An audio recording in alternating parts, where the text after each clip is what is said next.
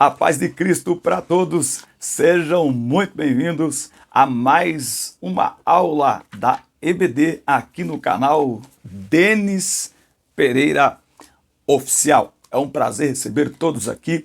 Quero já agradecer e louvar a Deus por tua vida, pastor, dirigente, presidente, coordenador, superintendente, professor ou aluno da escola dominical, enfim, para todos os que amam o ensino da palavra de Deus, sejam muito bem-vindos. Você que está começando agora, está até meio assustado, foi quase que laçado para dar aula na EBD, nós estamos aqui para ajudar você.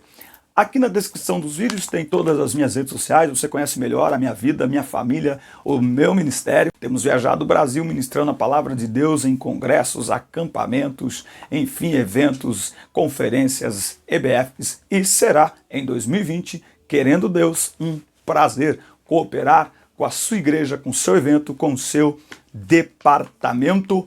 Então vamos a mais uma aula da EBD.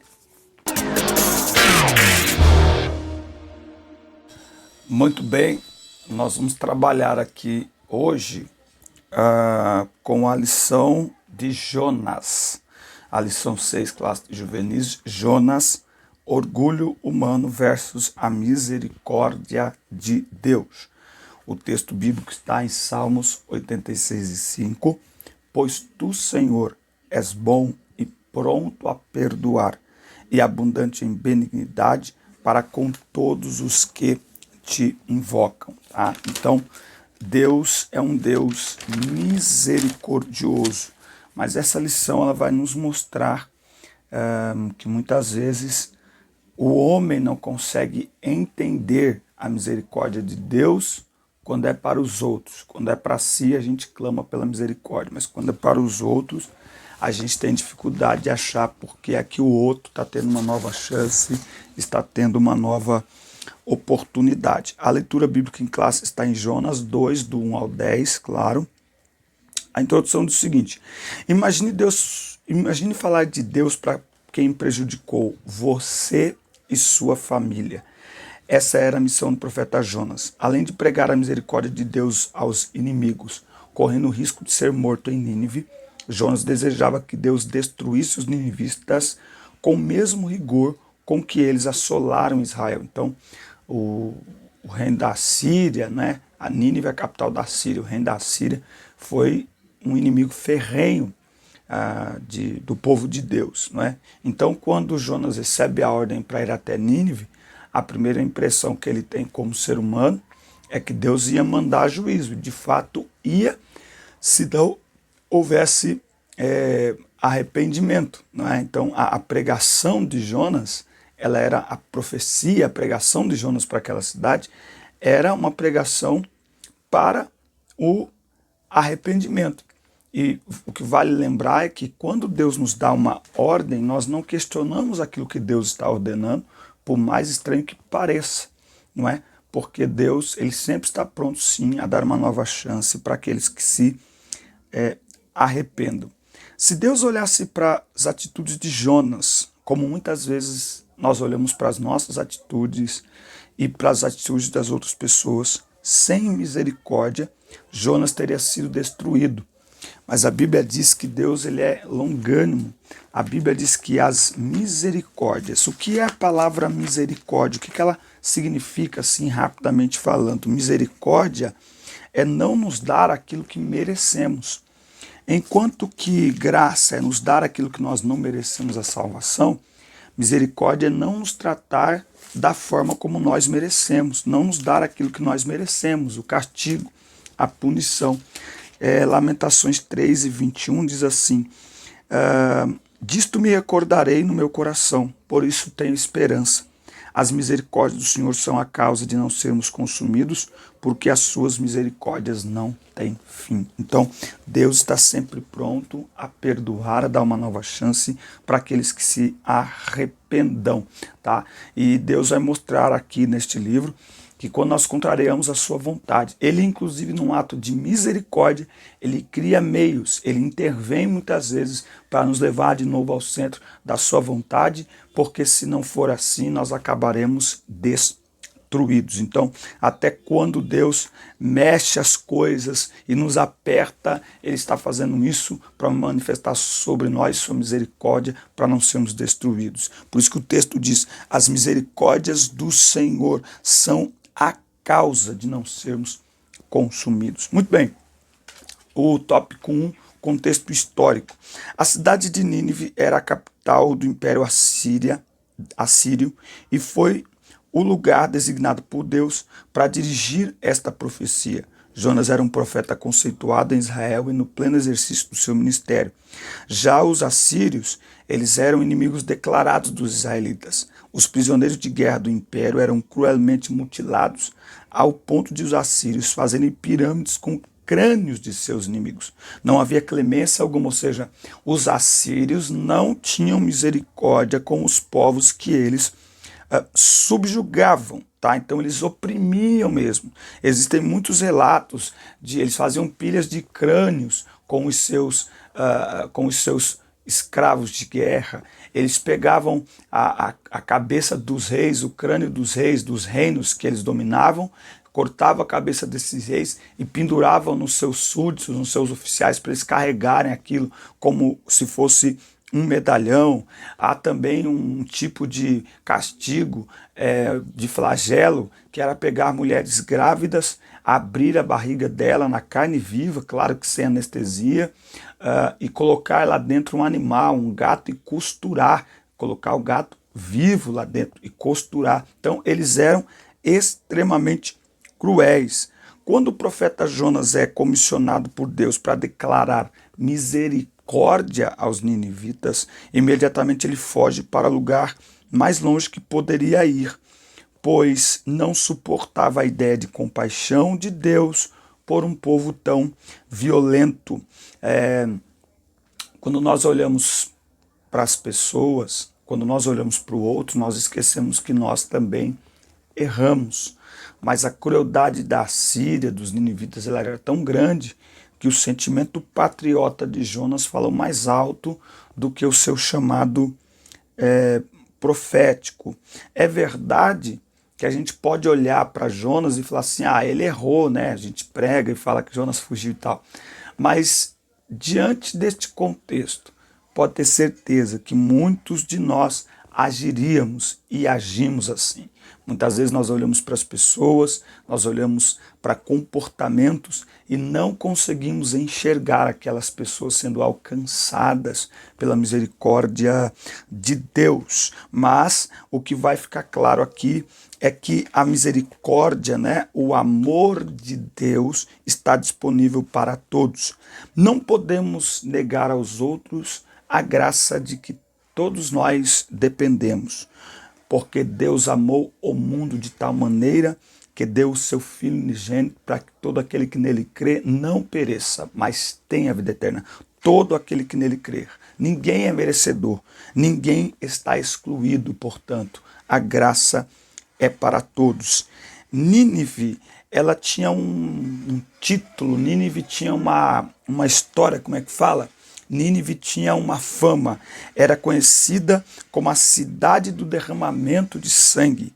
Tá? Eles eram extremamente violentos e cruéis. Mas veja, todos nós pecamos, Romanos 3:23, porque todos pecaram e destituídos estão da glória de Deus. Diante de Deus não tem mais pecador, menos pecador. Não tem pecado grande nem pecado pequeno. Diante de Deus, todos precisam, dependem da graça. E diante de Deus, todos que se arrependerem estão passivos de receber a graça divina. A graça, ela está à disposição de todos. E já que nós não merecemos, nós não podemos negar a pregação do Evangelho, a oportunidade das pessoas serem alcançadas pela graça, porque nós também não merecíamos e por ela fomos alcançados. Tópico 2, a estrutura do livro, chamado e a desobediência de Jonas. Tá? Você tem tudo escrito aí na lição, professor, por favor, não fique só lendo a revista. Não é? A de pregar o arrependimento aos desumanos ninivitas, mas seu orgulho não tolerou a misericórdia de Deus pelo povo de Nínive. Assim, o profeta se recusa a cumprir a ordem divina. Ele abandona o seu ofício e compra passagem para Tarsis. O problema é que o bilhete saiu muito mais caro do que o valor que ele pagou por ele. Aí Deus vai intervir na história. Ninguém sabia, mas Deus sabia onde Jonas estava, para onde ele estava indo, não é? E é interessante que Deus intervém na história e é muito lindo. Deus intervém na história, manda a tempestade, mas Jonas é preservado em vida saudável. Manda o peixe, Jonas é preservado em vida saudável. Ou seja, Jonas não está percebendo, mas ele está envolto na misericórdia de Deus. Ele está sendo tão rebelde quanto qualquer outra pessoa que é rebelde contra Deus. Mas ele não enxerga isso, porque ele deixou-se ser tomado por um sentimento apenas humano, não é? Então, aí, quando ele percebe o que está acontecendo, Deus diz, agora vai. Então, ele vai pregar, ele vai anunciar, não é? Então, Deus deu a ele uma segunda chance. Assim como Deus o perdoou do seu pecado, lhe deu uma nova oportunidade. Os ninivitas, você vê que Deus está sendo didático com Jonas? Chamou uma vez, ele fugiu e chama de novo. O que Deus está fazendo com Jonas? Deus está dando oportunidade para Jonas, não é? A reação de Jonas mostra a limitação da humanidade em compreender o grande amor de Deus. Todas as vezes que nós olhamos para alguém e não vemos aquela pessoa como alguém carente e como alguém que pode receber a graça de Deus, nós estamos mostrando quanto somos limitados em conhecer o amor de Deus. A intervenção de Deus mostra a soberania de Deus. Ele não estava castigando Jonas, mas conduzindo-o ao centro da sua vontade. A Bíblia diz em Romanos 12 que a vontade de Deus é primeiramente boa, depois ela é perfeita e depois ela é agradável. Deus, de forma didática, ele está usando os erros de Jonas para ensinar a Jonas, não é? E aí, quando Jonas se deixa ser usado por Deus e ele prega a palavra, qual é o teor da pregação de Jonas para aquela cidade, para aquele povo? Arrependei-vos. Por isso que o livro de Jonas, a pregação de Jonas é considerada como um evangelho, como boas novas. Por quê? Porque o teor da mensagem é arrependei-vos. E o exemplo que nós tiramos daqui é que a única coisa que pode mudar a mentalidade humana, o comportamento humano, é a mensagem de arrependimento. Por isso que Jesus diz em Lucas 5 ou 6, se me falha a memória, quando ele chama Levi, vamos olhar aqui, e ele diz, olha, quando ele chega na casa de Levi, de Mateus, e ele está ali comendo, e pessoas chegam e começam a questionar por que ele está comendo com pecadores. E ele diz, não vim chamar os justos, mas pecadores ao arrependimento. Não é? Lucas capítulo 5 e versículo Lucas capítulo 5, isso mesmo, versículo 32. Eu não vim chamar os justos, mas sim os pecadores ao arrependimento. A mensagem de João Batista não era entretenimento, era arrependimento. A mensagem ministrada por Paulo, arrependimento. Esta é a mensagem que muda vidas. Esta é a mensagem que transforma pessoas. Esta é a mensagem que traz conversão, a mensagem do arrependimento, que mostra que o pecador está no caminho do inferno, está no caminho da condenação e que ele precisa arrepender-se, decidir mudar de vida, decidir mudar de comportamento, entregar a sua vida para Jesus, nascer de novo, tornando-se uma nova criatura e a partir de então vivendo de acordo com a palavra de Deus, vivendo para a glória de Deus e não mais para si mesmo, e não mais para os seus desejos, não mais controlado por suas vontades, mas guiado pelo Espírito Santo de Deus. Então, a mensagem de Jonas provocou um efeito naquele país, naquela nação, porque o teor dela era a mensagem do arrependimento. Arrependei-vos, arrependei-vos, arrependei-vos. Jonas, ele ficou descontente com tudo isso.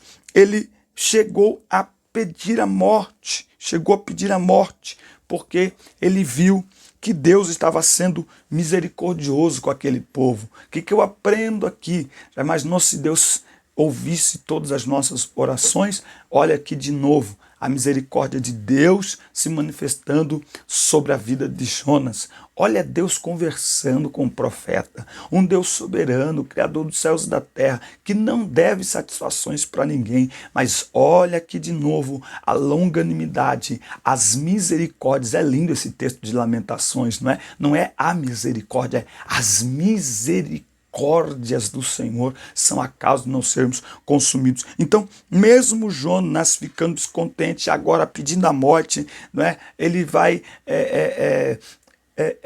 receber de Deus uma resposta diferente do que ele esperava. Deus conversa com Jonas, Deus explica com Jonas. Nós precisamos estar atentos a isso. O pior não é você questionar, o pior não é questionar, vamos dizer assim, a vontade de Deus. O pior é não ouvir o que Deus está falando, é não aceitar a orientação de Deus. Nós somos humanos, nós questionamos, nós perguntamos, principalmente nos dias que vivemos hoje, mas nós podemos e devemos nos colocar diante do Senhor com um coração disposto a ouvir a sua voz e a nos rendermos à sua palavra. O tópico 3, a mensagem de Jonas. O desafio de levar a mensagem de misericórdia divina para uma nação inimiga era grande, mas o orgulho e as convicções religiosas de Jonas foram maiores que o sentimento de misericórdia, não é? Então, esse posicionamento religioso, convicções religiosas foram maiores que o sentimento de misericórdia, não é? A gente tem que tomar muito cuidado com as nossas convicções religiosas. No meu tempo isso não podia, no meu tempo isso não era aceitável. Nós temos que tomar muito cuidado. Por quê? Porque a misericórdia não para em mim. A misericórdia ela tem que passar por mim, ou seja, eu recebo a misericórdia, estou debaixo da misericórdia e eu manifesto misericórdia para todos que estão à minha volta, independente de seus comportamentos. Por quê? Porque o único que pode mudar, o único que pode transformar, o único que pode convencer é o Espírito Santo por meio da palavra. Jonas achava que o Deus exclusivo de Israel não se importaria com o povo pagão. Ao vocacionar Jonas como profeta, o Deus amoroso o conduz a olhar a humanidade por intermédio de sua misericórdia divina, discernindo e compreendendo que cada alma é preciosa para o Pai, carente da salvação. O Altíssimo chamara para compartilhar do seu amor a miseráveis pecadores. Tem uma ministração minha em Lucas 10 e 27 e o tema é Olhando com o Olhar de Jesus. 10 a partir do 27, 32, do bom samaritano. O sacerdote passa, ele percebe, mas ele vira o rosto e vai embora. O levita passa, percebe, vira o rosto, vai embora. O bom samaritano passa, olha, sente compaixão, se aproxima, abaixa, cuida e leva para ser cuidado. O que é isso? Misericórdia. A misericórdia ela está disponível para todos os pecadores. Não seremos fiéis, nós não seremos fiéis ao Evangelho se direcionarmos a mensagem de salvação apenas aos que julgamos merecê-la.